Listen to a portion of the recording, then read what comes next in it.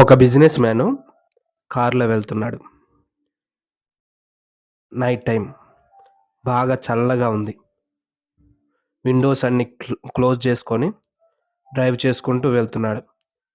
మధ్యలో విండోలో నుంచి బయటికి చూశాడు. ఒకతను చలికి వణుకుతూ ఫుట్‌పాత్ మీద కూర్చున్నాడు. అతని దగ్గరికెళ్ళి, "నీకేం లేవా? ఎవరు లేరా? దుప్పటి కూడా లేదా?" అని అడిగాడు.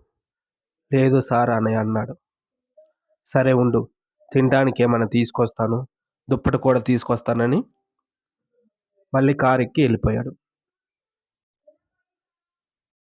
కొంచెం దూరం ఏమన్నా షాపులుంటాయని ఎతుకుతూ చూస్తున్నాడు. తర్వాత